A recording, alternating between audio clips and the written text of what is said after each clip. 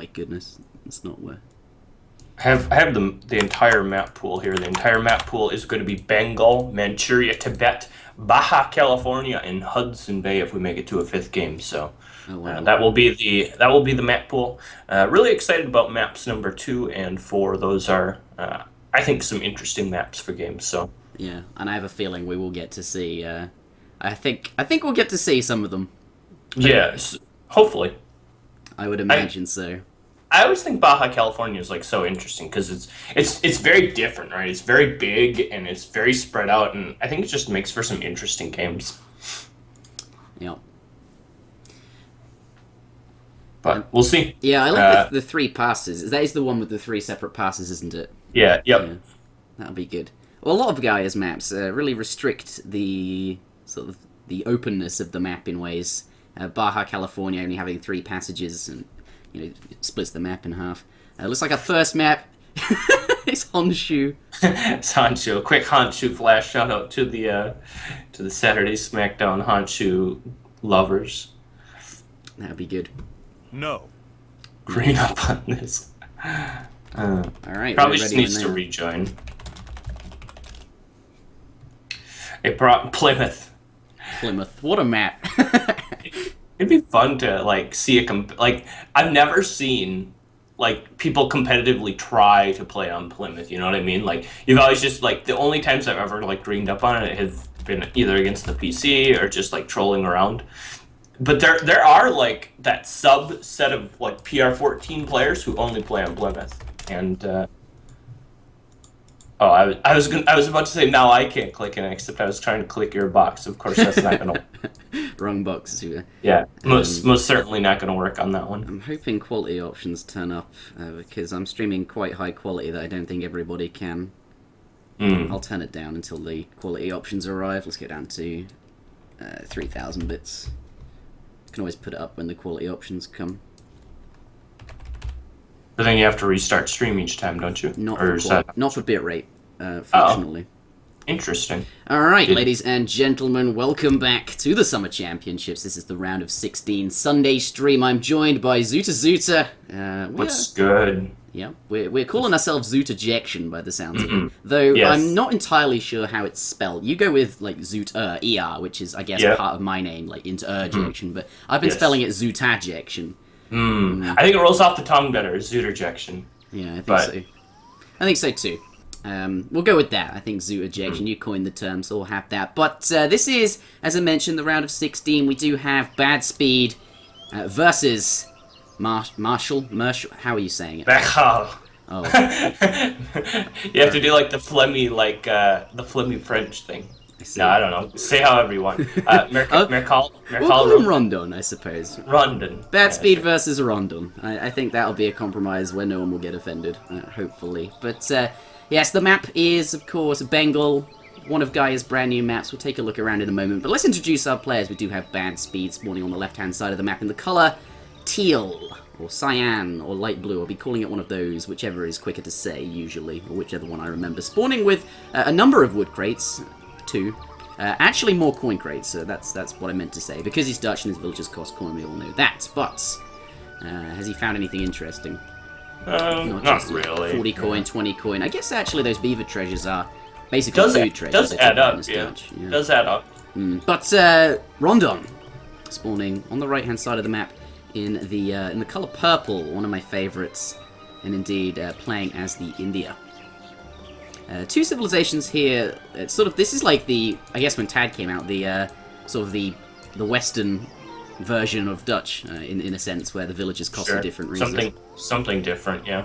And I'm actually really interested to see how this plays out because we have to consider this is a non-TP map, and certainly these players chose these civilizations as a direct result of that. Certainly civilizations like French, Germans, more TP-oriented civs are going to struggle on this non-TP map. And so I was actually very curious to see that Musket JR, or BadSpeed, if you will, actually queued up and greened up with Dutch. I think this is, of the games that I've cast, this is the first Dutch game that I've actually seen. Yeah. And it comes here all the way in the round of 16, so excited to see how that ends up playing out. Absolutely. Dutch, of course, not one of the top tier civilizations, not on TAD at least. Certainly on vanilla, a bit stronger. They start with a 7th villager rather than only 6 on TAD, and also their banks generate more XP. Well, when you first build it, you get a bigger XP bounty, which certainly helps a lot getting the shipments through. Don't have that on TAD, certainly a lot weaker here, but Musket Jr., a vanilla scrub, where I came from at least, and I know for a fact that, well, Musket Jr., aka BadSpeed, here he is, very strong with the Dutch and always has been. It's certainly a civilization he is well versed with and is going to be competitive with. And picking up a 90 wood treasure really quite early on, that's definitely going to be really nice. Of course, Dutch going to get his first bank down a little bit sooner, is now aging up to the 2nd age, gathering up that last wood crate, of course, got that now rather than earlier because it's not going to help you age up any faster. And here are going to translate all of those things I mentioned into a bank fairly quickly, and that is, you know, exactly what Dutch wants. India hasn't started clicking up yet. He's still gathering the required food and is still chopping wood. So it looks like he still has another villager in mind before he hits the button. Yeah, and that's kind of to be expected. I mean, India's always kind of the slow behemoth in age 1. It's perfectly acceptable for them to be aging up as long as it's, you know, around the 3-ish minute mark to be hitting up. And Dutch does age up very quickly. Yeah, and that's the other thing to note, right? Like, Dutch is always going to be up probably around the 410, 420 mark, depending on how their herding has gone. So it's certainly not strange to see, you know, the agrifort coming down this late. It's just an artifact of the fact that Dutch does age traditionally quicker than a lot of civs. Yeah, that is true. Certainly spawning with or not having to use a lot of coin. But there's the agrifort. Sorry, a lot of food. I meant not coin. The agrifort has been laid down. Now he is on his way up to the next age. Fairly normal things so far. Both players sending their sort of relevant age 1 shipments. 3 vills for Dutch. Wood trickle for India. And the bank wagon. The bank has come down that first bank. No doubt we'll see more of those. Up to the next stage. 400 wood. I'll have to see what he's up to. What his first shipment is. What are you expecting from Dutch, Zutazuta? Yeah, I'm a bit curious here. I think the standard would be just to drop down a stable with this 400 wood. There are builds where you could consider just dropping down a bank with this. You do know that your opponent is playing a slow variation of India, so you could go greedy and drop down 3 banks before you even consider building any sort of military building, just to get a better read on what he's doing. And not seeing a stable, I think that's what we're going to see. I think we're going to see 700 wood as our first card in Colonial from Dutch, and I think he'll just drop down a bank here with this first 400 wood, and there it comes. Wow, that is quite a fast early bank. We'll have to see what his next shipment is then. I'm curious. Bank wagon is usually the one that turns up first, but on vanilla you didn't have that, and 700 wood was the thing. And out of it'll be 700 wood when he's dropped a bank like this. He needs to have the wood for a housing, and then there it is. Yeah. So that'll be good. That'll translate into more banks. And now the real curious thing will be: is this going to be translated into just 2 additional banks? And is he going to just do the old school straight 4-bank semi-FF, like just with a pure economic focus? And we'll have to see whether or not that's true, or perhaps he does take a pit stop with a stable or a barracks coming down here as well. I'm definitely curious to see. No, it does go with the barracks there, but that was why I made the comparison to vanilla. 700 woods for the 4-bank semi. But no, it looks like he's going to start with the barracks there and make a couple of skirmishes. He is wary of the sort of pressure that India can present, though playing slowly, starting with... Well, actually, we haven't seen his first shipment yet, but the agrifort is certainly not aggressively placed, so he knows he can get away with it, but equally does want a couple of skirmishes out. Certainly 2 Sepoy that the agrifort created when he aged up are heading his way right about now. Yep, and we can look at the market placement here from BadSpeed as well. He's also putting that out front a little bit. He's probably only going to try and get 1 or 2 upgrades out of it anyways from his first stock of wood. And he's just trying to buy a little bit of time with that as well. It's going to give him some vision, going to allow him to see the Sepoy count coming in and allow him to train skirmishers and his skirmisher count accordingly. So interesting placement there from that. The one other thing I want to point out, because building placement is so important for Dutch, is that this first house is in a bit of an awkward spot. We can see even with that villager the strange pathing it had to take because of the fact that, this house is kind of blocking it a little bit. So it is. But equally, all the 5 skirms do manage to pick off the 2 sepoy fairly nicely, and two other more sepoy going to get out there. 8 pikes do come down, do manage to get into combat with the elephants, which do actually count as hand cavalry, interestingly enough, and are going to take the multipliers. They're going to catch them. But interestingly, has gone with 8 pikes directly after managing to get all these banks down. So is sort of playing against, hedging against, India pushing in at some point. Is definitely wanting some sort of military presence right now. Sure, and I mean, a big part of that is Dutch doesn't have musketeers, right? Generally, the safe way to play this would be with any other Europeans if you'd make a batch of muskets there, and then you wouldn't have to actually ship something like 8 pike for your anti-cavalry. But because Dutch doesn't have that as an option, his hand is kind of forced to ship something a little more defensive, just in case Force Hours is the next card that's coming.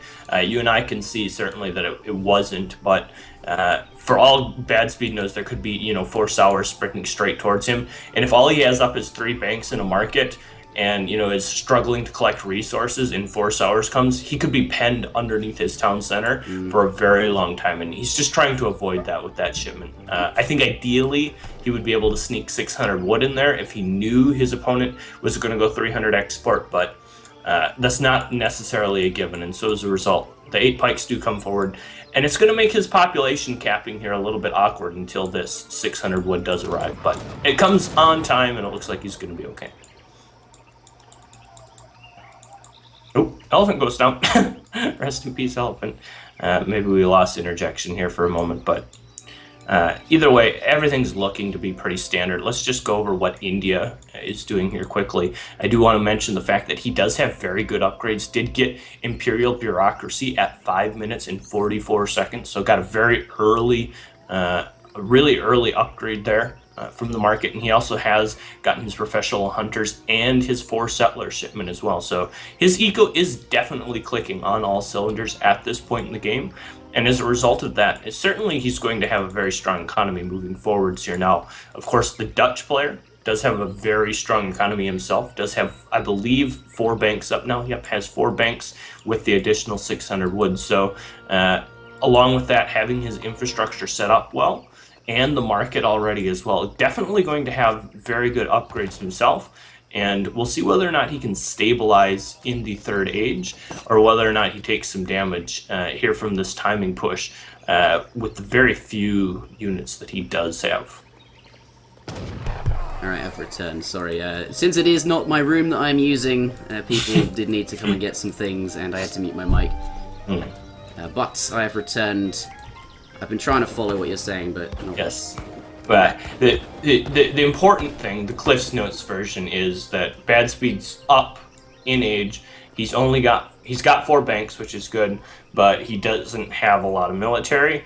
And India's eco behind this is insanely good. He's gotten Imperial Bureaucracy at 6 minutes, 5 minutes and 44 seconds. So his eco is definitely clicking on all cylinders. He's got the auto consulate rolling. He's switched it over. No longer, he's got the 4 villages out of it, and he's now sitting on the French consulate for the extra gather rates that will give him here. This is one hell of a boom that India is performing here, and I think he'll send the food crates here as well, just to help him age up. We can see he's shipped 600 coin, and so he's probably considering sending 500 food from the French consulate as well, and just going to use that to age himself up.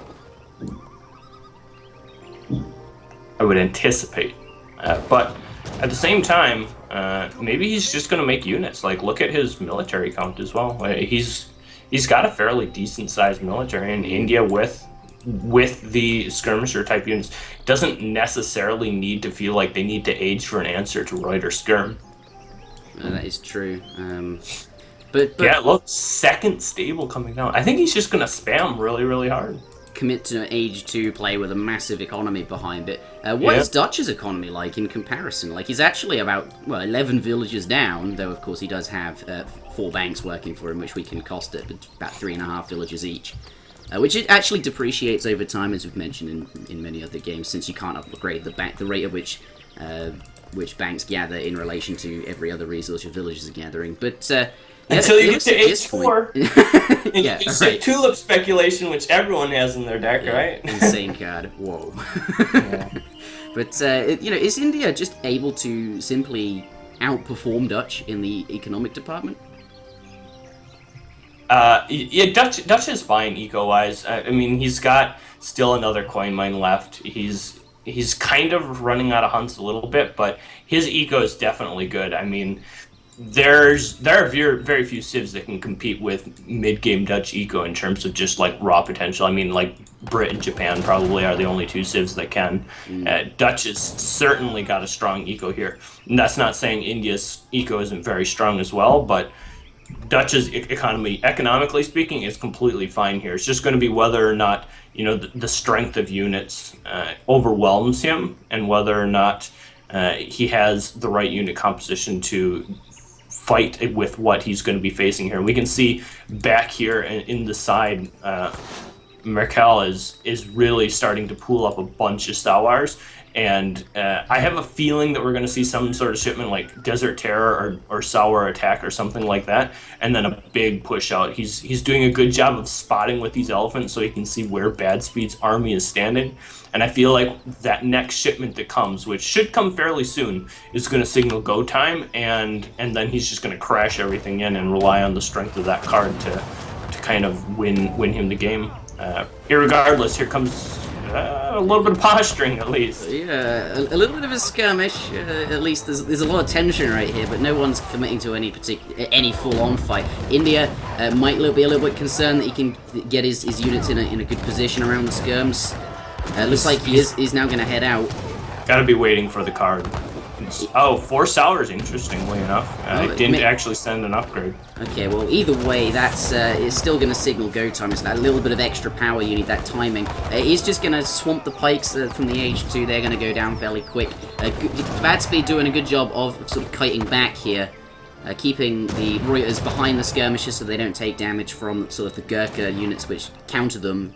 Since the skirmishers are on the front, at least he would have to actually target those warriors. And the skirmishers walking backwards, so they're never too close to the enemy.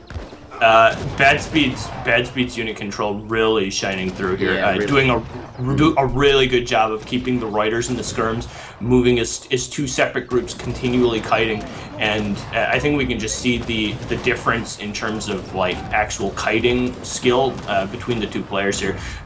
Markel lost quite a few of his Sours and Zams, especially, just for free. Now, that doesn't mean that he doesn't still have a lot of units and a scary army, but definitely at this point, I would say BadSpeed has been outplaying him. Here we can see, just again, like, just kind of losing a little bit of damage on the skirms for free here, and BadSpeed continually poking away, continuing to do a good job of keeping his Reuters in an appropriate position to deal with any sort of cab flank, any sort of cab crash, and picking off a bunch of free units at the same time. Yeah, really good positioning. And as the longer this fight goes on, I feel that it's just better for BadSpeed to be fighting like this with skirmishers that slightly outrange the Gurkhas. You can therefore get a few of extra shots in, which may not be directly visible, but it is happening. And also, these units are just stronger. 18 ranged attack compared to 16, and more hit points as well. So the longer they fight just skirmisher on skirmisher, I think BadSpeed's pretty happy about this. And Rondon really needs to get his cav in there, but I think it might be too late at this point. Yeah, his Gurkhas just got caught out there in a bad way, and I think 2 bad things happened for them. Oh, 500 food! His 500 food is there, which I think is a major issue. He was trying to remedy that. And the other thing is he can't afford to let up too much pressure, because if BadSpeed gets curious about, like, hey, where are you gathering coin from? There's going to be bad news down here to the south side of the map. We can see those villagers are completely isolated in a bad way. And so at the same time that he is losing a lot of military units, at the same time, he's at least staying alive by keeping BadSpeed interested. The second BadSpeed goes down to check that coin mine and starts to wonder, like, hey, you're not actually gathering from this front coin mine. Where are you actually gathering coin from? He may be in for a rude awakening there. Yeah, some skirmishes do go down. Some reinforcing 7 shipment does get sort of attacked by the Sours on the side there. But here, it looks like Rondon going to shovel his cavalry, and it's too late to really get away. But I think actually... that was just a desperation play there. BadSpeed very, very happy with the position of his units and his opponents. That was just great positioning, honestly. That was a bit of sloppy play from Rondon at the end, honestly. It got to a point where he felt like he was forced, and he just, like, smashed everything in, and the Reuters were able to just completely demolish everything. Yeah, and that is a fairly decisive win there for BadSpeed. Unit control shining through.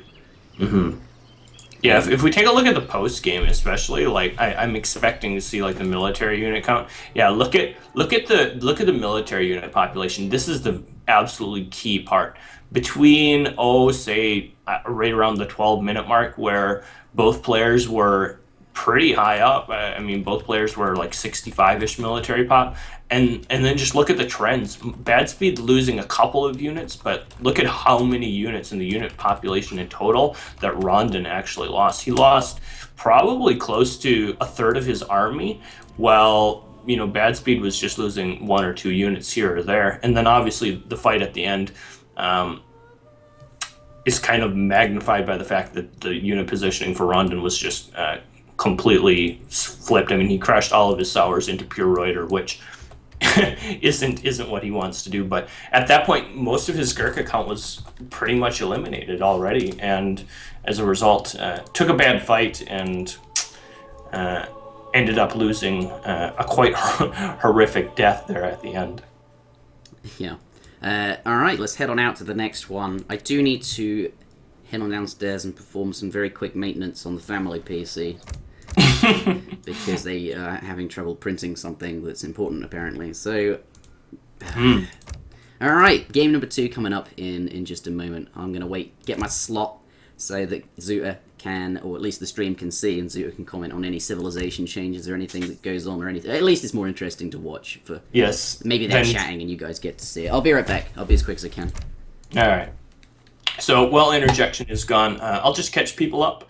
For those who may have joined a little bit late, this is, of course, the round of 16 being played between Manchuria Rondon and BadSpeed.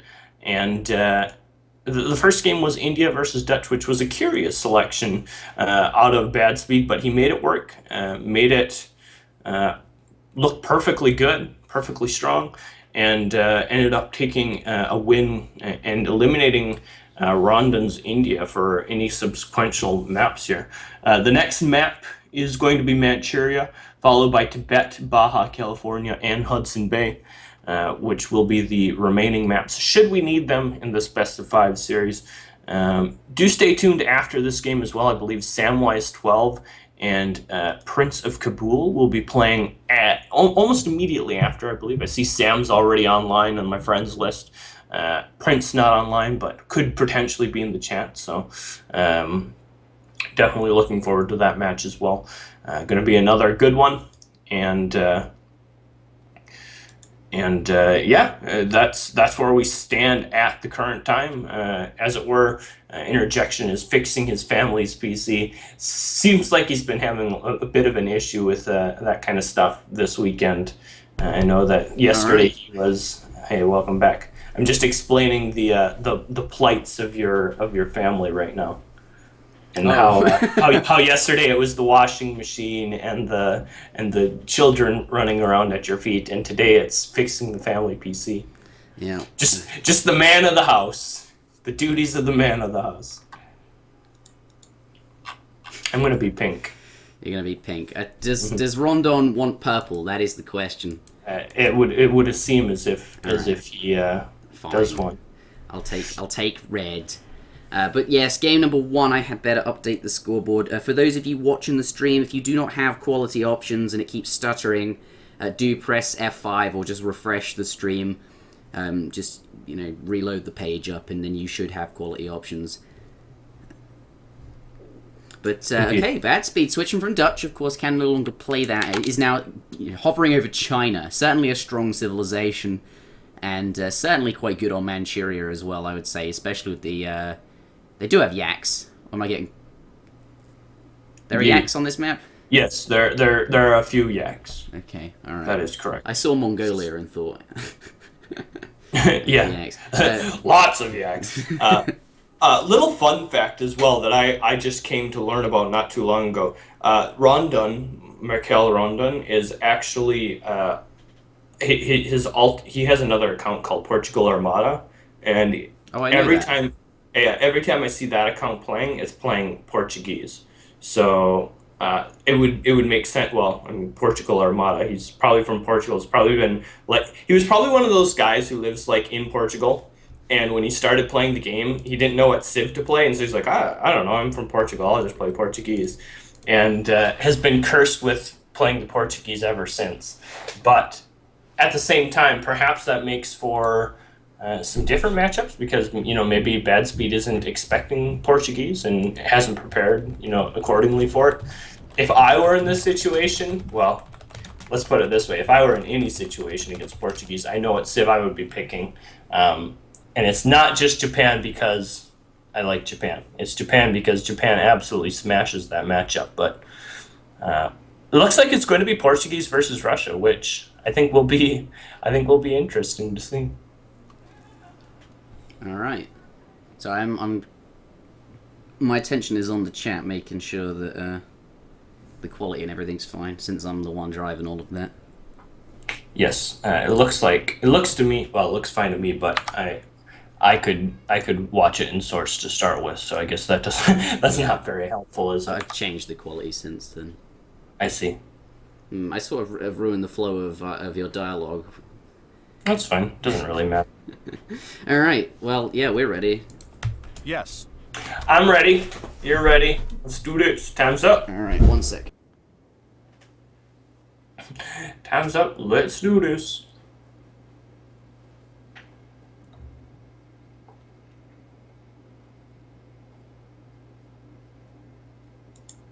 One sex is interjection. Time to be the man of the house. Fix the computer. All right, ladies and gentlemen, welcome back to the Summer Championships round of 16. BadSpeed versus The Rondo. funny thing is, no one knows how to say this guy's name. Yes, though some interesting civilizations being picked here. Two civilizations that certainly are not considered to be on the higher tier. We do have spawning in the sorry rehost we didn't record. Yes. Okay. Spawning in the... Oh! I'm going to ask him how he says his name. That's what I'm going to do. And then I'll know. And then I can sound really smart the next time I say it.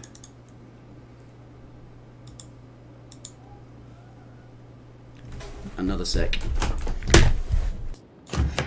How do you say your name?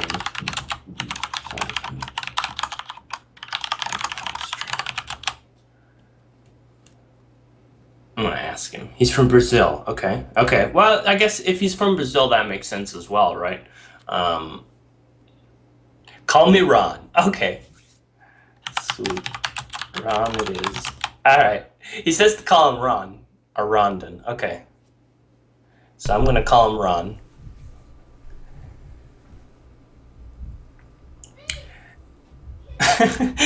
Your small children just in the background of Interjection's house, just like yelling at him. Yeah, I've told them they can't play upstairs.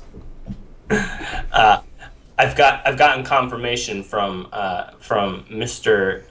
Marcal Rondon. I said, "What would you like us to call you so we can say it right on stream?" And he literally replied, "Call me Ron." Call me Ron. So Ron it is. All right. All right. Well, now you get to be purple. This isn't fair. Oh, sweet! I can't wait. All right. Let me update the score.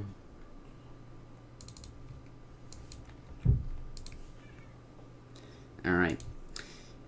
Ladies and gentlemen, welcome back to game number 2 in a best of 5 series between BadSpeed and Rondon. Ron. We've just Ron.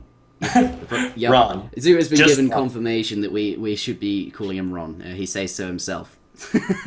Yes, Ron. But yes, game number 1 was taken in convincing fashion by BadSpeed, aka Musket Jr. We'll have to see what Ron has in store for us. He's currently playing as the Portuguese here in the south of the map in the color red. On the map Manchuria, this guy, as Zutazuta pointed out a little bit earlier in the stream, has another account called... What was it called? Portugal Armada. Portugal Armada, and I've heard that name before, actually. Not this account, but certainly the other one. And I know he's a fairly competent player playing as water with Portuguese, or at least always with Portuguese. So certainly this is one of the civilizations he at least enjoys playing the most and is probably most competent with, despite the civilization perhaps not being the strongest on the sort of imaginary tier list that we often refer to. Sort of around the bottom is Portuguese. But in this particular game, Portugal is up against Russia, and Russia is by no means the strongest civilization in Age of Empires 3 as well. BadSpeed, probably, certainly from vanilla, is likely to be competent with Russia, and I'd expect him to be quite good with most civilizations, including Russia. So it is happy to play as Russia in this matchup, and has done that. I think this is a fairly even matchup, and we'll have to see what Rondon, or Ron at least, can bring to the table as Portuguese. We certainly saw an interesting game as Portuguese when Kanisi piloted them. We'll have to see what Ron has in store for us. Love me some Kanisi references. Indeed, and it is the same map that we saw Kanisi play Portuguese as well. So I fully expect Ron to be going with some sort of water-oriented build here. Certainly is going to be something that plays to his strengths as the Portuguese civilization, and we'll have to see how many docks there actually comes up with. Kanisi's fond of the number 4 that I've noticed. 4 seems to be the magic number. For our water booming superhero, but I think we'll see a couple of docks here. I think we'll see some schooners action, and I do want to point out that BadSpeed. Yeah, it's so confusing. Confusing.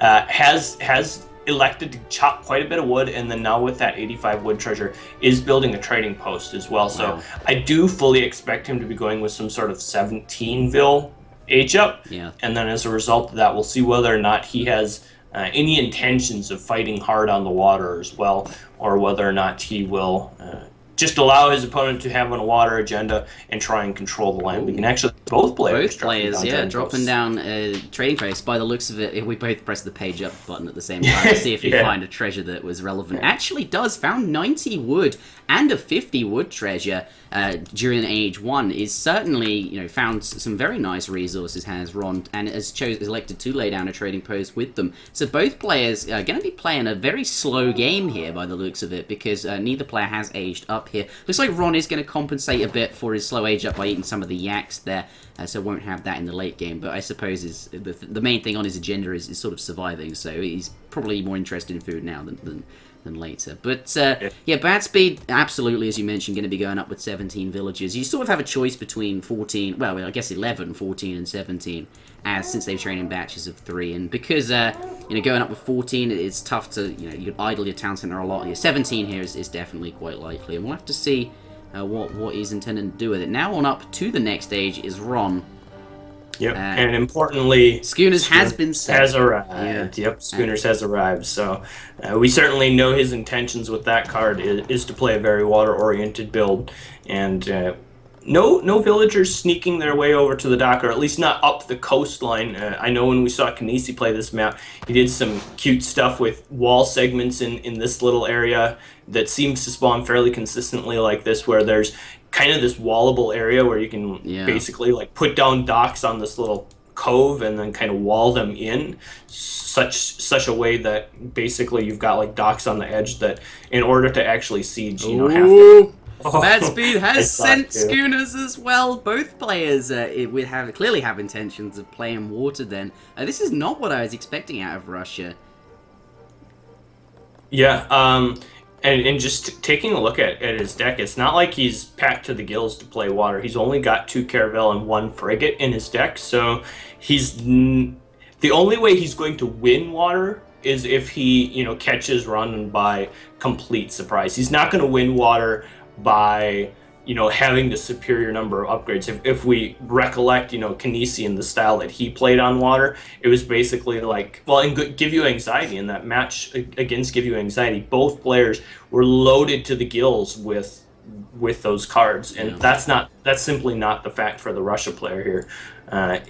Just going to try and perhaps fish some of his own and just split the water and be okay with the fact that, when his opponent starts investing on securing water and taking water for himself, that he'll transition into more of a land-based play and try and make a timing push off of that. So we'll have to see whether or not that comes into effect. But for the time being, both players throwing up docks, and BadSpeed actually throwing down a dock in the position that I was kind of referencing here earlier.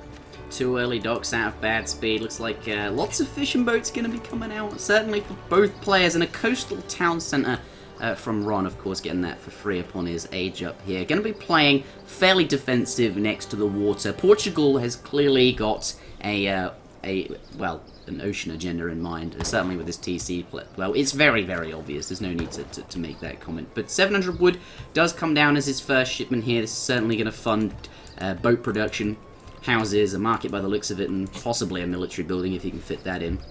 Oh, this isn't something that... This isn't something I had considered, but it actually makes sense the more you think about it, right? You can use the blockhouses not only as where you're going to train units, but you can also use them to help secure the coast in this particular matchup as well. So a neat little caveat there of having a shooting barracks on this map. Going to help him secure the water. And we can see now 2 caravels is the next shipment here from BadSpeed, and he's starting to try and ramp up some of the pressure here against the fishing of Ron. Yeah, definitely. BadSpeed want to be stopping the boats and with the coastal blockhouse, that's really nice for Russia. Yeah, now that you mention it. Yeah, it's something I hadn't considered whatsoever until I saw him do it. But it's obviously, really good that the 2 buildings are sort of combined together for them. Yes, in this particular matchup. But Rondon has not sent caravels. His boats will be a little bit vulnerable a little bit later. Right now they're okay since they're collecting from fish that are very close to docks, or at least, and the town centre, everything sort of behind this water line where the town centre is. These caravels can't really get to very well. Though, having said that, they do find a spot where the boats are vulnerable, but obviously going to garrison them there. But once these initial fishing patches run out, these caravels going to become redundant. Going to become very, the opposite of redundant, actually. Going to be very, very useful for him. But at the moment, Rondon has sent 700 coin, and is, by the looks of it, going to use that to train. Oh, caravels of his own! To train caravels of his own? No, he's shipped 2 caravels of his own. Trying to work out what he was using that coin for. Yeah. Unfortunately, they popped up right underneath the blockhouse and took a shot from the blockhouse. And BadSpeed got off a broadside attack on the 1 caravel as well. So taking a lot of damage and some quick reaction time from BadSpeed there resulted in that going fairly poorly for Ron.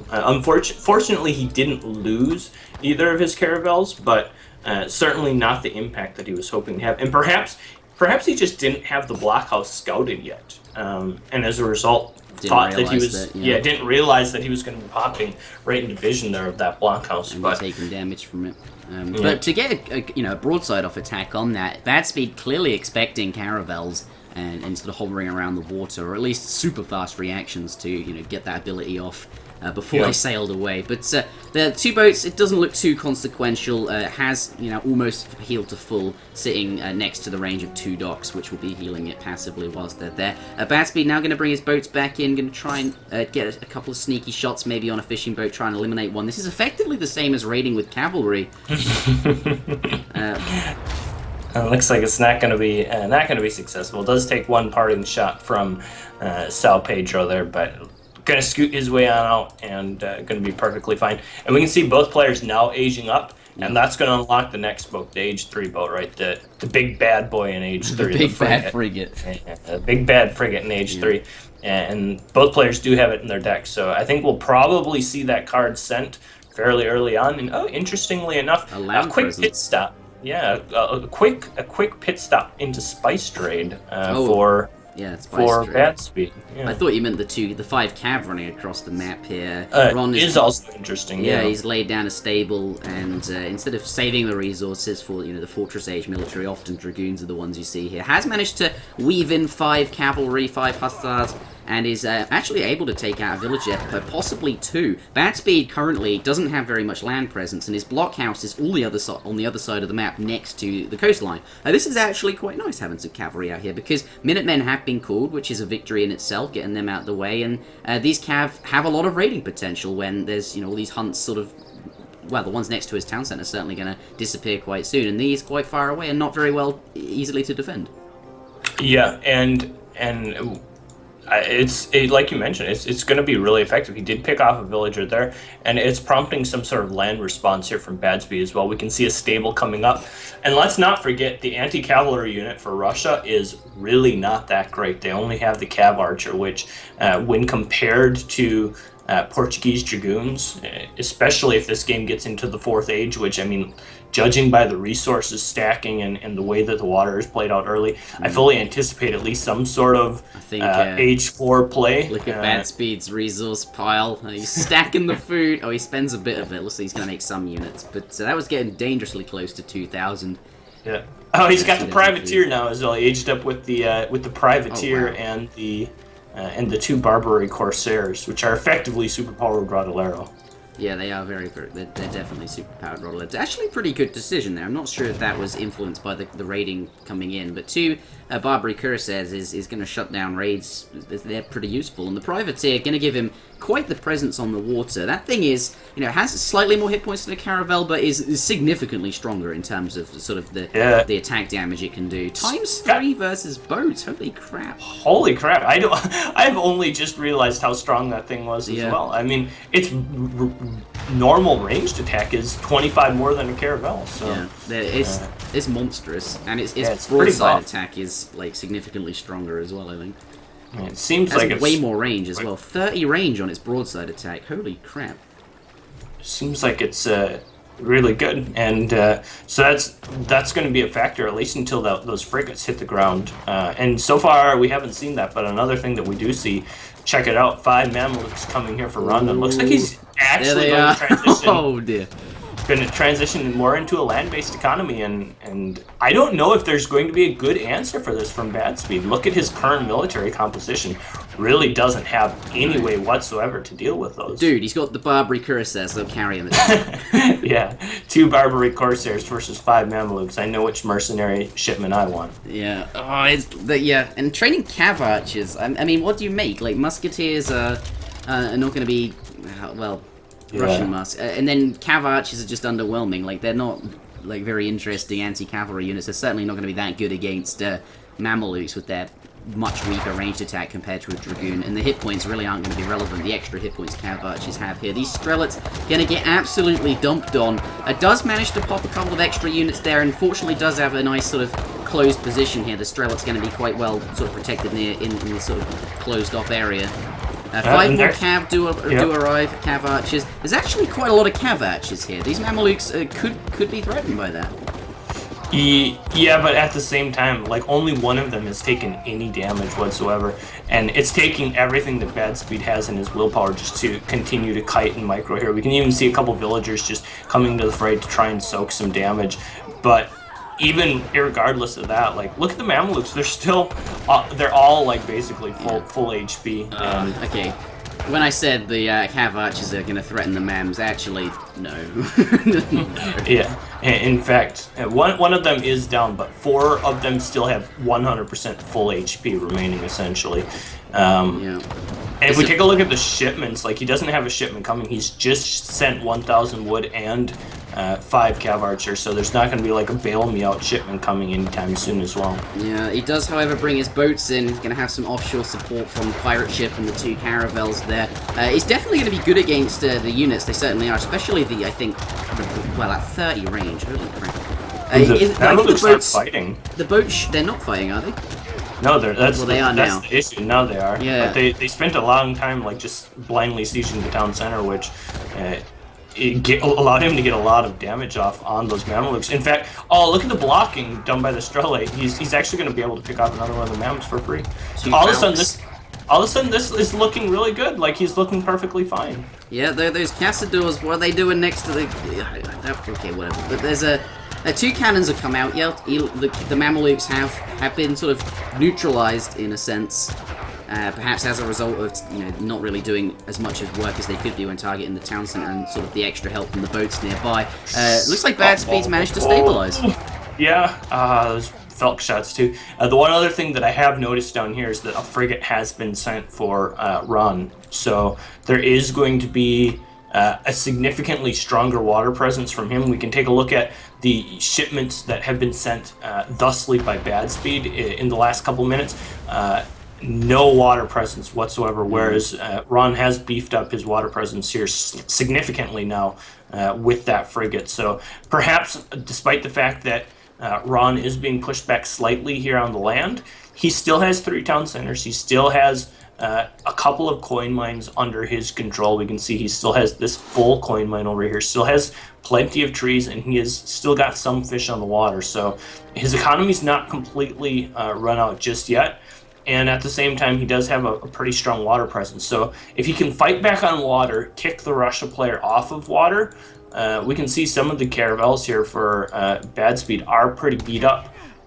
Maybe he has an opening here where he can try and storm his way out on water and really hamper the Russian economy. Because if we take the water off, the side of either player, significantly weaker. Take a look at the villager counts, 69 versus 59. It's not like Cyan has a very strong economy at this point in the game.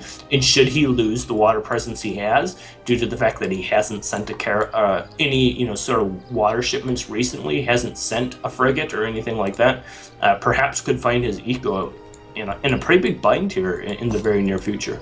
Yeah, let's take a look at the economy tab, actually. BadSpeed has 41 villages and 18 fishing ships compared to Ron, who has 59, nearly 60 villages and 12 fishing ships. Actually, BadSpeed's economy is more land-based than it is fish. Sorry, the opposite. It's more fishing-based. So actually, this water presence is very relevant, and it looks like Ron is going to contest that fairly soon with building force, an extra caravel in there, and a frigate as well. We do have. We're going to have a bunch of fireworks coming down over here. We have a town center. Is this a push for the coin? This is. Yeah, it seems like it is. It's maybe a bit over eager here out of our red player. Takes a lot of damage from the Falcon volley there too. But there's a lot of goons there as well, and they should be able to shut down those cannons quite quickly. And it's not like the Strelets or the cavalry archers are really going to punish them very much here. I think red is actually going to take the coin mine. Yeah, and that may, start to really put some pressure on BadSpeed. We can see he's really starting to run out of real estate to work with here, especially towards the north side of his base. And now that he's lost that big, juicy gold mine, that's 5,000 coin that he's not going to have. And if we take a look at the rest of his coin mines, 400 remaining in this one. This one is full, but in a very awkward spot now that, the tower presence has been established over here on the left side of his base. And he may find himself in the very near future in a position where he just simply cannot gather coin, which is going to be a bit awkward. Now, his saving grace is he is working his way up to the industrial age right now as we speak. And so perhaps some sort of factory or heavy cannon spike is in order here for him to be able to stabilize back off the back of this. Lots of cavalry archers and has some more Strelets as well. I'm not sure on the cav archer. I guess we'll trust BadSpeed's decision there. But yeah, cannons could definitely be very strong. He has a lot of coin in bank. So what's he going to spend it on? Yeah. Wait. No, there is no. I was going to say, is there like a mercenary shipment in Age 4? Holy crap, that would be. Yeah, like one of those like 2,000 ones. 3 little bombards for 2k coin. The 2 fancy age up with do get shut down though, unfortunately, and they're not really. The Dragoon's going to be punished very much for killing the 2 falconets like that. The cav archers don't have particularly high damage potential. But if BadSpeed does manage to stabilize here, he does have some insane upgrades, sort of refrigeration and royal mint active for him. And eventually the fish on the water will run out, and the Portuguese player, won't have that going for him. He will only be sort of on land. And we'll see for BadSpeed. If BadSpeed can make it into the late game, he's looking okay. Yeah, but he's gonna need something like, I don't know, 2 heavy cannons or something to stabilize and get factories out. He probably has 2 or 3 more shipments that he needs to get out here in the 4th age just to be able to stabilize. There are so many Dragoons right up in his face right now, and he is quickly running out of resources. The sea is not the wealth of resources it once was. There is very few fish remaining. His coin mines are effectively evaporated at this point. He really needs to make a big push here on land and get back some sort of control over here on the left side of his base, or he does run the risk of just running out of resources and not being able to train stuff.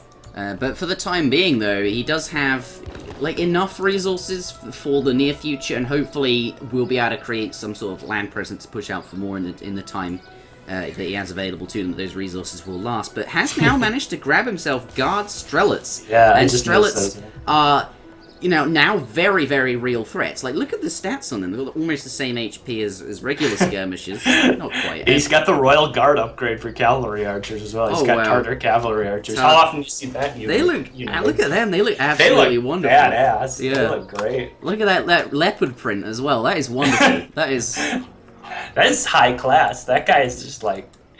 Yeah, it's just super high fashion. Out with These guard units, though, you got BadSpeed up to the industrial age, has the guard upgrades under his belt versus his opponent's veteran upgrades or just veteran units, and Russia has, yes, he has less villages, about 20, but he does have these insane upgrades going from the factory has come down, and he's starting to take back the land presence. He's looking actually fairly good in terms of score. He's actually leading the game. Will Portugal be able to make his superior villager count relevant against sort of this, now powerhouse Russia? Yeah, he probably needed to get aged up a little bit earlier. Maybe overtrained on units. We can see he shipped 5 Dragoons and 7 Cazadores. I think the 7 Cazadores is probably a mistake. And as you did point out a little bit earlier, this whole time, we've had Refrigeration and Royal Mint working away for BadSpeed. So he's got some very strong upgrades to go along with these, his economic deficiencies that he had earlier. He has some really strong stuff to go along with it as well. So that's perhaps something I overlooked. And now, as I mentioned, he just needs enough time to get out 2 or 3 shipments in the 4th Age, and guess what? He's 2 shipments into the 4th Age. Doesn't actually have heavy cannons in his deck, interestingly enough, just the factories there, but maybe that is all you need. Fortunately for Rondon, does look like he's under a lot of pressure at the moment, considering he's sort of an age down and fighting these superior units, but he does have all of this infrastructure built. 4 mills there, though, some of them being raided up in the... Oh, wow, this is a nice raid up there. Has gone unnoticed, I think, only just putting the villagers in. Even though cavalry archers do half damage versus villagers, still fairly irrelevant. But the point is, he has all of these mills up, he's got the infrastructure ready, whereas BadSpeed has only just managed to get down 2 mills. And, he's going to have to take time to build sort of mills, collect wood and all of that. He's going to have to slow down. So Ron is now going to have sort of be able to outmass him for the time being before BadSpeed can get up his infrastructure. But having said that, there are 2 factories working away for BadSpeed, so everything I just said there might be just completely nullified by factories. They could just compensate the difference. Yeah, and this is, we're starting to see this. I think this is where BadSpeed's really good team game skills are going to come into effect. We can see he's raiding from multiple angles. He's really applying the pressure, even though he doesn't have as much military. Look at the military unit populations, 38 versus 73. And with that, despite that deficiency, he's still got his opponent on the back foot. He's got his opponent on the other side of the map, defending his raids, which is precisely what he wants to have happen. Perhaps Ron maybe just needs to pull the trigger and go, or maybe he's intimidated by the guard upgrades here and just doesn't want to fight. Just even with the superior numbers, just doesn't really want to fight it, and perhaps that is something that's caught him off guard when really it shouldn't have done, considering the numbers they did have, about 30 seconds ago in terms of military units. Yeah, and we can see now he is aging up himself, so he will soon be in the 4th Age. And certainly, if he can stabilize back again in the 4th Age, that's going to be really good for him. But at the same time, it comes back to the fact that now he needs, a little bit more time to get the 2 or 3 shipments rolling in the 4th Age, needs to be able to get his Age 4 upgrades. And this could be, a bit of a timing window where BadSpeed has some time to just focus on training units, getting out a lot of stuff, and really starting to ramp up the pressure. We can take a look at, there are things like this, fairly exposed villagers that, should a bunch of units start getting over there and getting involved, could start to make things look a little bit ugly here for Rondon. And he's got quite some time to go until, he's going to get in the 4th Age, going to get those important H4 upgrades and really get its factory economy rolling. And that may just be enough time for BadSpeed to actually put some serious damage down here on the red player. Yeah, it could be. Certainly has the tempo advantage in terms of age time. But BadSpeed, making use of his units all the time here, forces his opponent's units up to this side of the map to defend against this town center, defend the mill and the town center and the villages. The Minutemen have been called there, just taking these skirmishes wherever he can, constantly using his land military units to do damage where possible, and just keep Rondon off guard, keep him like responding rather than being proactive and doing something he wants to do. It has to keep responding to what BadSpeed's saying. Yep, precisely the fact. And at the same time here, we do have to remember, Russia is Russia. Like, the longer these trades go and the more just like random skirmishes that happen here before the upgrades really start kicking in, this is what Russia wants, right? What do we always say about Russia? They always want to have all these little skirmishes where they're just trading units and making use of the efficiency and cheapness of their units. And that's kind of what's been happening for the last 5 to 10 minutes, is there's just been these little awkward trades. And now look at that, big batch of cav, but unfortunately they get caught out by a bunch of Genet Dragoons. The Bashkir ponies has been sent from, of course, the Reformist Tsar, the Advanced Church there. It gives you, I believe, like 20, something, not quite, certainly a lot of Guard Hussars out of nowhere.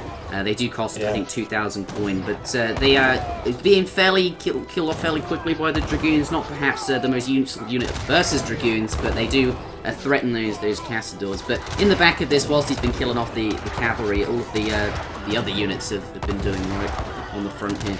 Do you think at this point you keep your Tartar Cav Archers on the front since they're so damn tanky? Yeah, I think you just got to use them in whatever way you can. Especially, I mean, the Genet upgrade is finished now. We do also have Dragoon Combat and Genitours sent, so the one thing you cannot allow to happen right now is the Russian player is to let there get this big unkillable group of Genets out on the field. If that happens, you almost certainly lose the game, because Dragoons in general are really good against Russia because they don't have a really strong ranged unit. They don't have skirmishers which can deal with the range of the Genitour upgrade. And as a result, if that ball gets too big, where there's just a whole bunch of Genets running around the map, just sniping villagers, there's not really an answer in the Russian arsenal. And so he really needs to make sure that he keeps that Genet count fairly low and keeps up the pressure here. The one thing that can really lose him the game at this point in the game is by just allowing the Genets to run freely around the map. And so we can see that he's taking that into consideration. He is just jamming everything he has. Just look at the waypoints of Strelly just flocking across the map. He knows in his mind that if he lets up pressure and allows the Genet count to get a little bit out of control, that he's going to have some serious problems. And just taking a look at the resources that Rondon's floating, he has enough resources to really start powering out a bunch of Genets. Yeah. And if that does happen, it's going to spell very bad news for the Russian player when that Genet count gets a little bit higher. Yeah, that's definitely a threat he's going to have to be concerned about at the very least. But big wall coming down. This is like the point where people are like, right, I need a wall across the entire map. Where should I put it? You just draw it all the way across the map. This signals, when you see this kind of wall, it signals the players are very, very aware that the game is now in the late or perhaps very late portion or section. That's what this signals to me, at least. But I find it interesting all this time that, like, the focus was originally on the water, and both players had, fairly even water presence. Perhaps at one point Rondon could have pushed it with the extra frigate that he acquired. But both players accepting that the water presence was fairly even and putting intentions on land and just sharing water. Oh my word, those heavy cannon volleys on the Strelly. Just killed like 20 Strelly with one volley. It's pretty brutal, honestly.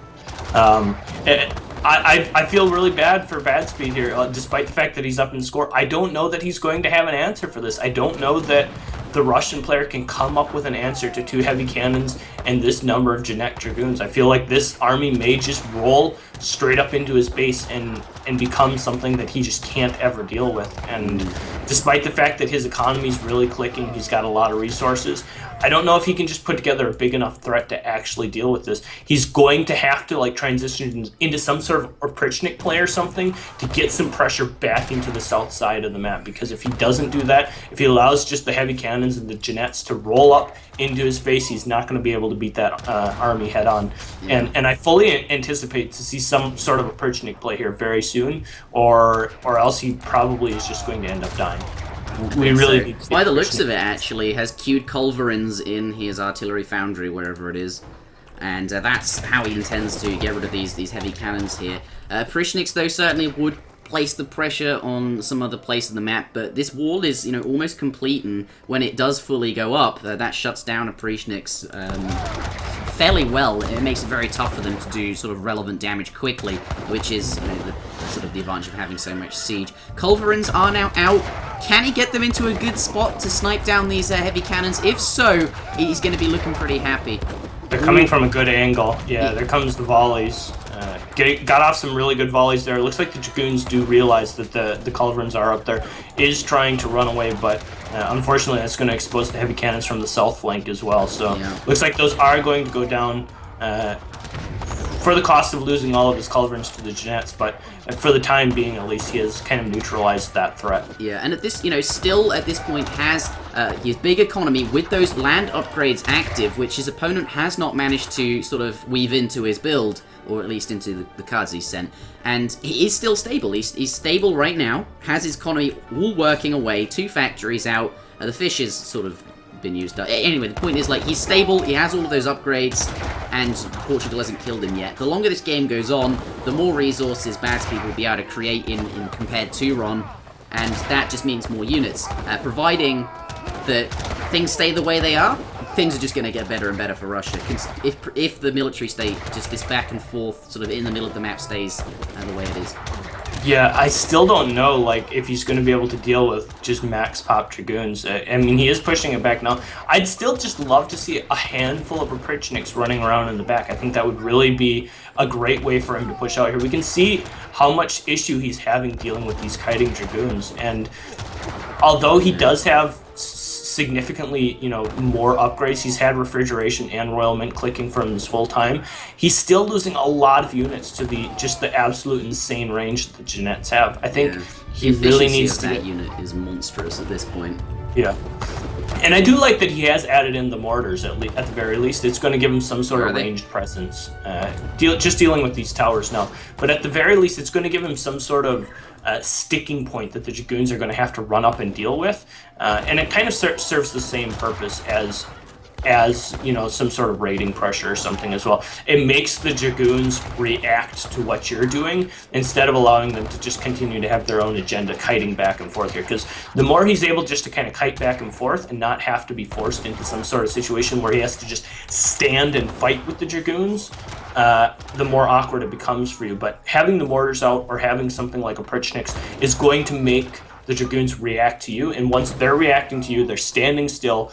That's when you can shoot them and kill them with the Strele, and that's what he really needs to do. Yeah, and that is it. Yeah, I was about to say the exact same. That is what he needs to do. These things have 20 ranged attack. 20 range. They're like the same range as skirmishers, and none of the Portuguese units have that. These Jeannettes can actually just kite behind this wall, and all of the Russian units will not be able to get anywhere near them if he identifies the fact that he has more range here. And BadSpeed just going to get back when he's next to this wall. These Jeannettes are ridiculous. They have the Royal Guard upgrade, the Veterancy upgrade, the Genitors for the extra range, the Dragoon combat, the Arsenal upgrades. These units are ridiculous. They're crazy. So yeah, these numbers.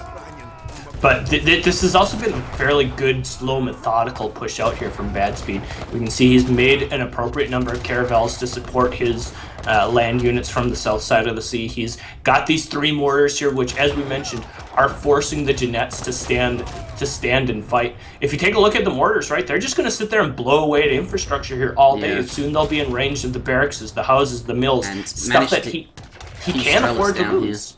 Yeah, and as long as he can just keep marching forward with these howitzers and continue to force the Jeannettes to actually fight his Strele, the better it's going to be for him. And that's exactly what he needs to do at this point in the game. He just needs to have something to force the Jeannettes to fight him and allow his really efficient units to just continue to fight. And I'll be very interested to see the scores after this sort of fight evens up, once he manages to deal with these howitzers, if he does manage to deal with them. It certainly has Well, I think he should be able to for the time being. But Russia, as I mentioned multiple times, those 2 land upgrades that his opponent doesn't have, and actually a factory only just arriving for Rondon as his most recent shipment, or actually the second one has just arrived as well. But you think all this time, BadSpeed has had his factories working for him, and Rondon hasn't. Look at the score gap at this point in time, in terms of just...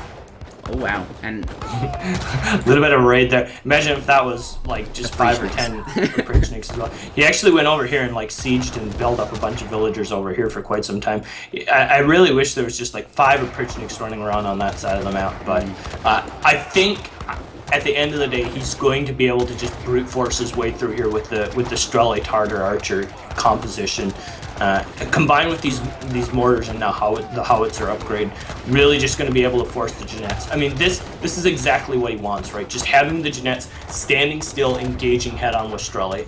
That's exactly what he wants. And yeah, and look at those. Look at them come forward. Desperation. He's like, I have to take them out. Just going to walk straight forward. All of these dragoons no longer dealing damage to. Like, the units, the Strelets here just going to do what they're good against with their multipliers versus the Dragoons here.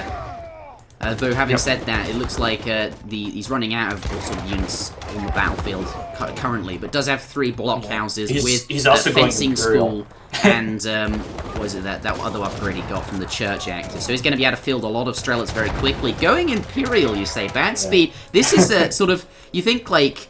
has had all of these factories and the upgrades running, and as a result, like, has gotten to this point so much quicker than Ron has. I think Ron, throughout the course of the game, sending shipments that are quite defensive, say, like 3 Caravels, 7 Cassadors all mixed in there, sure. And as a result of that, hasn't had the extra upgrades. Perhaps didn't need to send them overall, since Russia was playing so slowly and wasn't really pressuring Melion as much as he could have. Either that or he needed to win the game a little bit earlier, because this is the point now where, as you mentioned, just the sheer economic upgrade advantage is really going to come into effect. And I think maybe Ron thought for a moment, like, oh, like, I'm pushing him back, maybe there's a chance. And now that he's going to see this Imperial Age finish, whenever you see the Imperial Age finish, you have to think, okay, not only was I losing this fight to begin with, but my opponent also had 8,000 resources just sitting in his bank that he could freely expend, right? Yeah.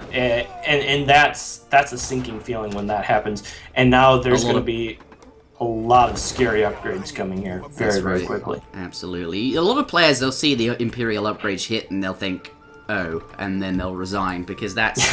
I said it before when games get to this point, but in Age of Empires 3, the Imperial Age is designed as a sort of stalemate breaker. It's so expensive that it just seems, like, unreasonable to ever get in a regular game, but if you do get to that point, the player who gets it has access to some ridiculous upgrades. 50% a stats increase on his Strelets and any other military that he chooses to upgrade, and of course the 50% gather rates that you can get at the capital.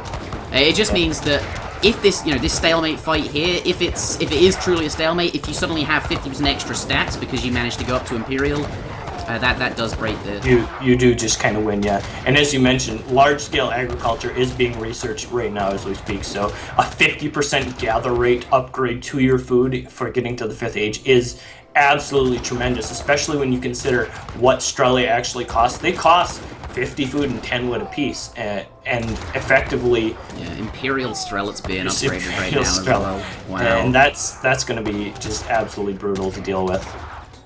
That is, they're 1,500 wood and coin for that upgrade. It is so expensive, but the efficiency of these Strelets will be absolutely monstrous. I'm actually rather looking forward to the upgrade completing, just so I can look at the stats. Yeah, I mean, if you consider what Strele actually cost and the stats that they actually have with that upgrade, deforestation, 21 ranged attack on a 60 resource unit. It actually costs less than 60 resources. I don't know why it displays 50 food, 10 wood. It's actually like 35 food and 7 it's wood. Like 37. Yeah, it's 37 and a half food and you think, 10 wood. Yeah, like less than 50 resources for a unit that has better stats than a Gurkha or a Skirmisher. Yep. It's really good. And you see at this point, like, with deforestation complete as well, large-scale agriculture, these upgrades now hitting the board. Unless Rondon could match it, which he couldn't, this is now slowly a losing battle. Yeah, and the one thing that he does need now that there is the monitor out for Rondon here, is he does need to assemble. He needs to continue to assemble threats, like I mentioned, right? The one thing he can't continue to do is just allow the dragoons to sit here behind this wall and have good trades against him. He needs to continue the additional threat that we were mentioning earlier. So he needs to get the howitzers back on the field. He needs to get some sort of or Perchnik presence. He needs to get something else to force the dragoons to come out, because the one thing he still does have to be a little bit careful about is he doesn't have a great way to deal with Jeanettes. If in some crazy situation the Portuguese player does get Imperial Jeanettes, once again we'll be back into the kind of awkwardness of, well, like Jeanette dragoons just don't really have an answer, and the further along we go. And we can see the resources stacking up for Ron. He does have, we can tell he is trying to get to the Imperial Age, because I think he knows his only out in this particular situation is to get Imperial Jeanettes. Unfortunately, I don't think he's going to be able to get there, but that is kind of his out, his key to winning is getting to the Imperial Age himself. Oh, and look at this. We've even got a couple of howitzers just working away on the infrastructure. That's got to be so frustrating. And there's the GG called. He knows that he's not going to be able to deal with the Imperial Age. Resigns in game number 2. Wow. What a game. That was one hell of a long game, and certainly an interesting one. Words.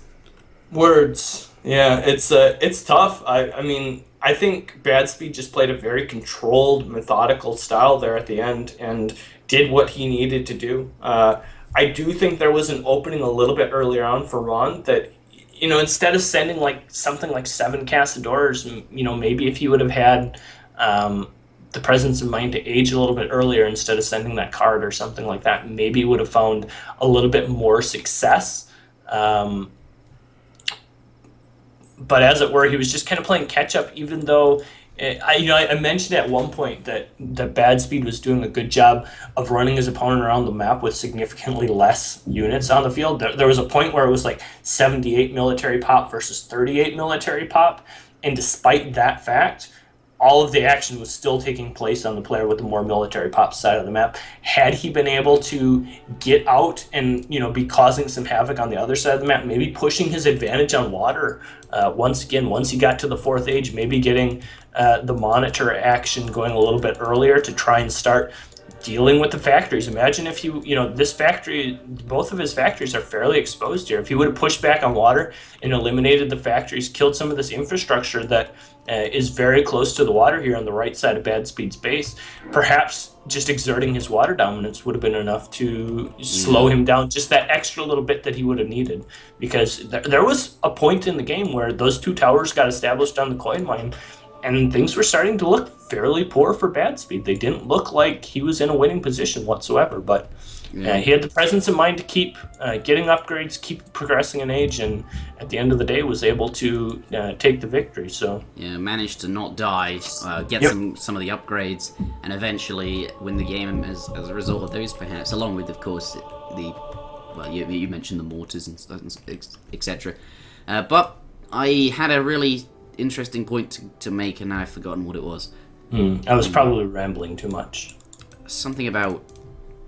Oh yeah, so at one point he had water dominance. He had an extra frigate compared to his opponents, just 2 caravels and that pirate ship. Could have, pushed his opponent off water, and if he denied his opponent 20 villages there, maybe BadSpeed would never have been able to get away with sending those greedy upgrades he sort of went with. The game could have been different. But BadSpeed does take a victory in a 40-minute long game with one of the players in Imperial. Yeah, gotta love when someone gets to Imperial Age, right? It just makes you happy, or makes you frustrated, depending on what take you take. I'm sure Ron wasn't having the greatest time of his life with just infinite Strele just ramming down his throat. Yeah. Strele after Strele. I didn't actually look at the post game to see how many units killed, how many units lost the Russian player had, but it was probably in the thousands. he was losing so many Strele, but they're just so cost effective at that point with all those upgrades that it just doesn't matter. And he was able to swing a win out of it, irregardless of the fact that he was losing tons of units.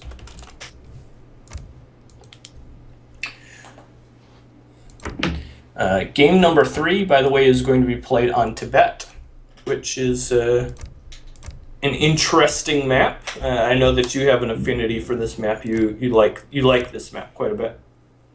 Do I? I don't know. You always seem to be a big fan of it. Yeah, Tibet's certainly interesting with the mountainous flavor, and. But what do you reckon is your favorite map out of all of the new maps? Out of this set of maps being played in this tournament. I do like Tibet, but I think I like Cascade Range and Indonesia. Cascade Range being the one with the Cascade Range is fun. Yeah, sure. It's a small map with very limited resources on it, and sort of encourages very aggressive play. I also like Indonesia because it reminds me of Honshu, and I have an affinity for Honshu. My least favorite map when playing would be also Indonesia, interestingly enough, because I just don't want to deal with water at all. It's one of those kinds of maps where you like to watch it, but Spain you hate to play coming out. Wow, BadSpeed clicking on Spain has clicked in against the Sioux, which Rondon has clicked. BadSpeed actually showing us some fairly underused civilizations in this series by the looks of it. Do you think it's just because he's confident enough that he's a skillful enough player that he can win out this series without having to tip his hand as to what he's planning to play against his potential next opponent, or whether just coming from vanilla, these are the civs he feels most comfortable with? And I mean, if we're going to be perfectly honest, if I had to pick a matchup for Spain to perhaps be okay in, there are civs that do poorer against Sioux than Spain, to be perfectly fair. I mean, that's definitely the truth. So it's not like Spain is super strong. I'm just looking at the name of his home city. And I'm gonna get a kick out of it. Pirashiki FF. Yeah. Wow, I wonder if we'll see a Pirashiki FF. It's possible. It's possible. The Civ, but just because he's named the Civ, that doesn't restrict him to doing just that one FF. Though he does have one solid deck, which interestingly enough has Team Inquisition in it. Yeah, he's always run that card in his deck. He really likes that deck for some reason. He also has got the 5 Rodolero shipment in his deck, opting to not play the 6 Rodolero card. Is there a 6 Rodolero card? There is, right? Yeah, I think. I'm not high. Well, either way, we are getting this game underway. Game number 3 in this best of 5 series. This is match point for Musket Jr. If he takes this, he does progress to the quarterfinals. Or the semi-finals, something. Quarterfinals. Yeah, one of the. Round of 8. I'm still. The round of 8, yeah, of course. Okay, we'll call it that. That's far more easy for me to. Anyway, and his opponent, if he does lose this match, will be eliminated from the tournament. We'll have to see what Rondon has in store. He is playing the Sioux versus Spain, so he has sort of the matchup advantage. Spain certainly not one of the stronger civilizations in the game, but I do know. BadSpeed has played a lot of games as Spain. Musket Jr., aka BadSpeed, certainly a strong player with Spain, has had a lot of practice, even with the sort of colonial or even semi-FF style, not necessarily just the fast fortress, which they seems to be that one-trick pony on vanilla. BadSpeed can pilot Spain very well. We'll see what he can bring today on Tibet. Sioux versus Spain. What do you actually think of this matchup, though? I mean, Spain isn't the greatest civ, but in the the matchup is still very relevant. Yeah. So it feels like a worse version of France, right? And France was never terrible versus. There's one thing that I think that Spain can do really well in this matchup that his deck isn't outfitted to really do whatsoever. So it kind of blows this point completely out of the water and makes it irrelevant, but I'm going to make it anyways. The fact that Spain has so many heavy infantry shipments early on, and the fact that Rodoleros actually do okay at hunting down like axe riders and to a lesser extent bow riders, because bow riders do have melee resistance. But the fact that you have 3 heavy infantry shipments available to you in the Second Age can be slightly problematic for a stable starting Sioux player. So there are builds where you can like just do a tower like right up in their grill, right, that you get from the Governor Age up, and drop down the forward racks and do something like 8 pike, 6 Rodolero, and then follow it up with eco. And that's a lot of heavy infantry for Sioux to deal with very early in the game, and at least slows down their Age 2 agenda with bow riders. It's going to force them to like send something awkward, such as 6 Seton bows or maybe some war clubs or something like that, which is something they don't want to have to do. So that being said, as I mentioned, he does not have a deck that's outfitted for that. He definitely has an FF-based deck. Although, seeing the house, we can be resting assured that it's not going to be a Piroshiki FF, but likely still going to be some sort of straight FF or perhaps semi-FF. Maybe makes a couple muskets or Rodoleros early on just to, defend against any sort of early pressure, but definitely something Fortress-based on his mind at this point in the game. I would think so. Looks like Ron has located BadSpeed's Explorer. He was just picking himself up a 50 wood treasure. And is now. Oh, why is he not killing him? I don't know. I guess like maybe he's seen a treasure he wants to go for. 40 wood over there. Could kill the war dog. Not that was what he was heading out to go and grab. Looks like he's gonna grab. Okay, looks like he wanted the 40 wood treasure. Or perhaps he just thought his opponent's explorer was too close to his town center to really be worth pursuing. Yeah. And you do make a good point enough. with the war dog around there. That is something that the does do quite well against. It does have 15 hand attack at the end of the day, so it is going to be something that he's not just going to want to stand there and fight for a very long extended period of time. But and again, there are lots of treasures on this map that he can go and get. Certainly 80 food and 35 food over there, which could be very relevant. And might want to just grab those. A forward villager coming out of Spain. Looks like BadSpeed. Maybe electing to throw down barracks and go with, like, as you mentioned earlier, so it has lots of heavy infantry shipments. Yeah. Does he have them in his deck, though? That's the important thing. When I was looking at his deck earlier... 8 pikes, 5 rods for his colonial. So perhaps he'll do something like I mentioned with the 8 pikes and a Rodolero shipment. I'm pretty sure there's a 6 Rodolero shipment. Yeah, I was just thinking, why is there only 5? Like, there is a 6 rod shipment. Why hasn't he put that in his deck? Yeah. But either maybe because it's like a low-level home city, he just doesn't have it unlocked yet. But. ATP coming out of Spain, though. Looks like he wants to go with the advanced trading post. Has laid down 3 already out of the available 6 on this map. Advanced trading post going to make these cost, I think, just 120 wood each. So here, this is, on vanilla at least, you could play Spain and you could fit in advanced trading post before like your sort of colonial age cards, and you could get this massive trade round, get the upgrade going, and have one hell of an FF. But with the slight less XP that Spain get, I'm not sure if it is possible, but also it's not as good a card since trading post costs more in vanilla and reduced therefore by more wood is saved. But ATP coming out nonetheless, and this is going to spell a fairly good economy for BadSpeed. Certainly off XP, but indeed if he gets the upgrade as well. Yeah, 700 wood coming down as well, and I wouldn't be surprised honestly with now the ATP sent to see him just like run the line over here and just pick up all of the trading posts. Certainly 6 trading sockets on this map does make ATP worth it. If you consider a map that has far fewer sockets, like only 2 or like maybe 3 sockets. The previous map, for example, only had 2 sockets on your side of the map. Definitely not a case where you'd want to use ATP. But this map where there's 6 sockets, potentially, at least 4 or 5 that you're going to be able to actually secure, makes it worth it a little bit more. And here come the first batch of Rodoleros, and we'll see whether or not this is going to be successful. We do have 2 corrals coming down from Ron, and as a result, probably going to see 700 coin as his first card. And I would just expect a wealth of bow riders coming forward. Yeah, he's got 2 in queue right now, but the Rodella is turning up, going to slice that villager up with their. And it looks like they're going to head on over to the other hunts on the other side to continue raiding. Rods move fairly fast. They don't have the same kind of hand attack as a cavalry unit, but here are just as threatening right now.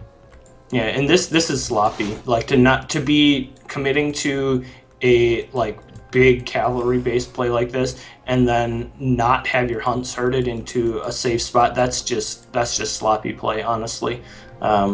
Take a look at his resources. He doesn't have that many resources in his base. His hunts have been poorly herded. He doesn't have those available to him. He doesn't have the ones on the left side of his base available to him. He's only got, realistically, about 2 or 3 ibex remaining in his base, and at that point, combined with a couple of yaks, he's going to be at a hard stop for food and could find a situation where he just runs out of food and can't make bow riders. Bow riders do cost 100 food each, and if he runs out of food and the Spain player is able to kind of keep him penned up, could run into some troubles early on in the game.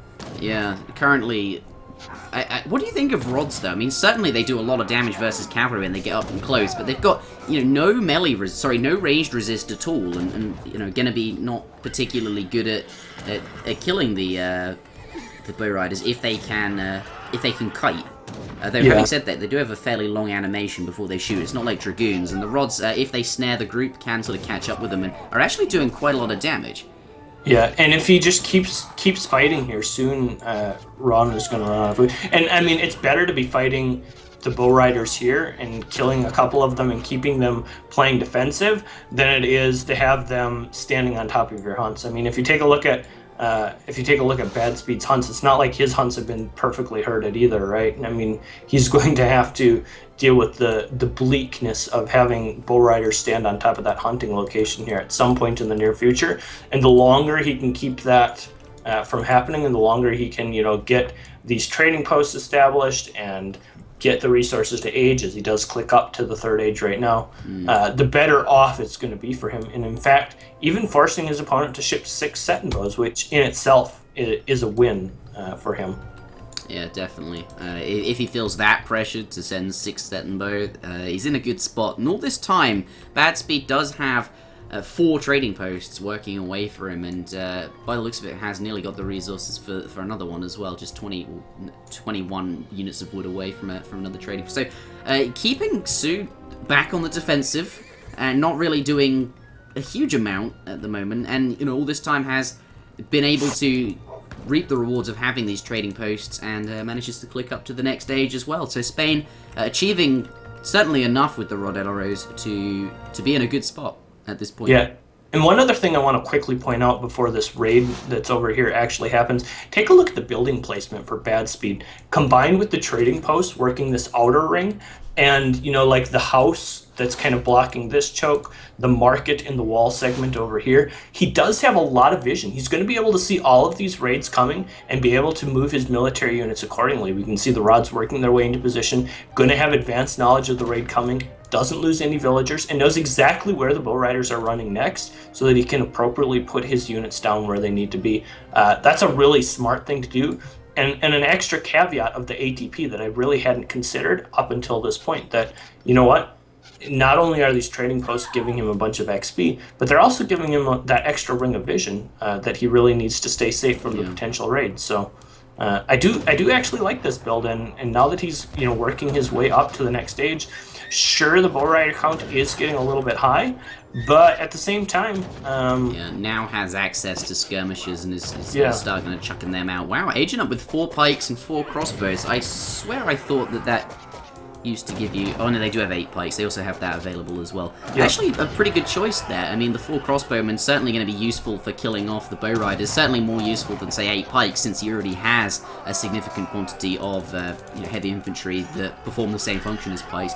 So now he's up. Looks like he's going to be okay, and has access to those shipments, and of course the superior age 3 units, has this big trading route, and is probably feeling quite happy right now in this game.